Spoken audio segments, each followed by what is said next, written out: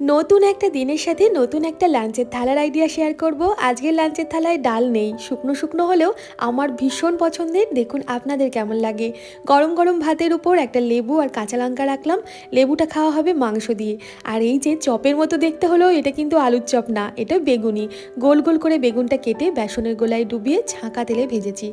এটা শুধু মুখেও ভালো লাগবে। আর এই যে চুনো মাছের ঝাল করেছি, এর সাথে ভাত দিয়ে মেখেও বেগুনিটা কামড়ে কামড়ে খেতে কিন্তু দারুণ লাগবে।